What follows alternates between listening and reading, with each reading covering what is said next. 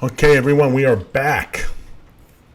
Thank you for tuning in. Once again, if you're listening this through the podcast, you can get copies of all the links, all the images we show, all the videos we present. They're all on the post on our website when the podcast gets posted. So just go there and you can get them. If you're watching on Twitter, YouTube, Facebook, Twitch, from any of those platforms, drop us a comment or a question and we'll be happy to answer them. We get them all on the desktop here. Okay. Next segment. Lightfoot says homicides and shootings are down. That's not the whole story. This is true. So this is a story by A.D. Quigg, formerly of the Daily Line. I think the Daily Line is what that thing is called.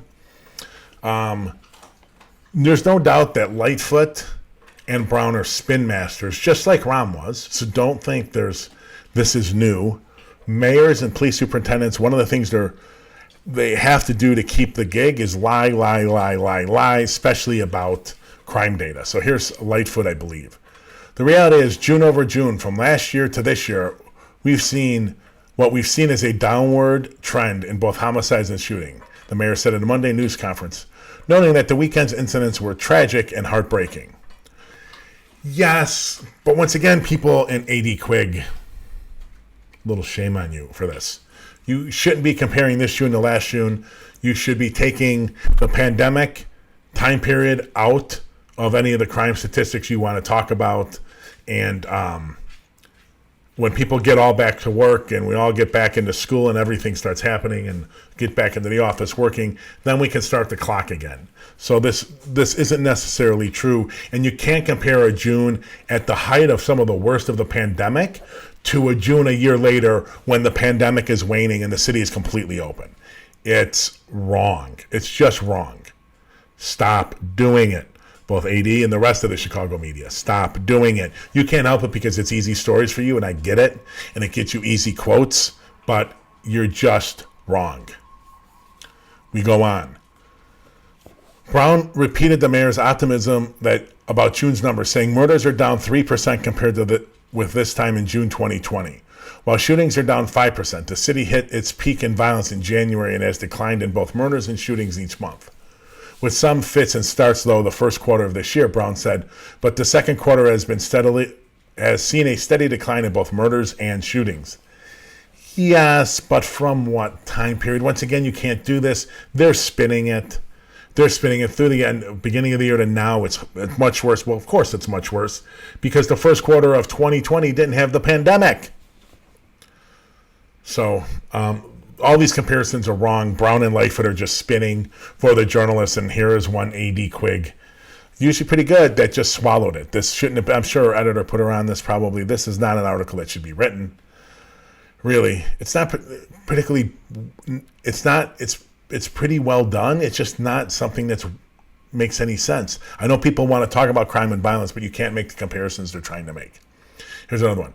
It's also important to remember, this is from the article itself, so this is A.D. Quigg. It's also important to remember that 2020 was a particularly deadly year for Chicago, nearly rivaling 2016 in terms of shootings and homicides. Other crimes like criminal, sexual assault, robbery, and battery fell that year. Of course they did. No one was around anyone. Everyone was staying home. Of course those numbers down. Now, sexual assault probably increased in the home, but that's a whole nother subject. Of course, robbery and battery did. No one's out. They were going to drop no matter what. It had nothing to do with the police. 1. 2. When have you ever heard in the Chicago media over the last several months that 2020 was less violent than 2016? So to A.D. Quigg, I give her credit on this. That probably should have been the headline. How about this headline for this? 2020 sees increase in violence because pandemic, but still falls short of 2016's numbers. How about that for a headline? That would have given a lot more context about 2020. That's how bad 2016 was. It was so bad that it was worse than the pandemic year. Lightfoot has said, we'll continue in the article, Lightfoot has said federal help would be necessary to help curb the violence. CPD estimates that it took 172 guns off the street this weekend and was on track to recover 12,000 by the end of the year. She also said the closure of criminal courts building relatively inactive and closed for in-person jury trials makes no sense because it has left too many accused offenders out on pretrial release. Mayor Lightfoot.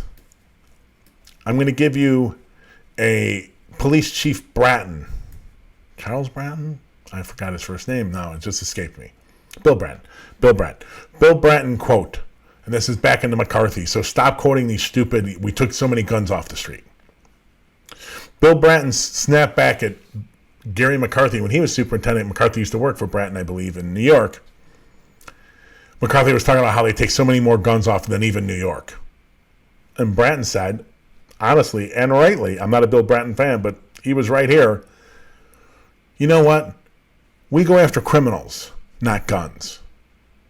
Now, as I've explained on this show before, Chicago, because they can't get the criminals, goes after the guns. So they can have numbers like this. That's why you're seeing the gun possession arrests skyrocket, because the mayor wants people who are nonviolent, not caught with violence, but caught with a gun, illegally possessing it. She wants them thrown in jail for like 5-10 years. That's Miss Progressive. Remember, she ran as a progressive. Once again, Lightfoot and Brown are blaming the courts. Always pointing fingers. Nothing is their responsibility. Nothing, ever. She's even more elusive to some extent than Raman Daly on taking responsibility. She is a professional finger pointer. You would have thought her prior year careers was not an assistant U.S. attorney or private attorney at Mayor Brown making a $1 a year. You think she'd have been a professional finger pointer. It's not a horrible story, but comparing year to year, month to month comparisons during a pandemic, even though we're in the waning days of it, is just wrong. But they can't help themselves.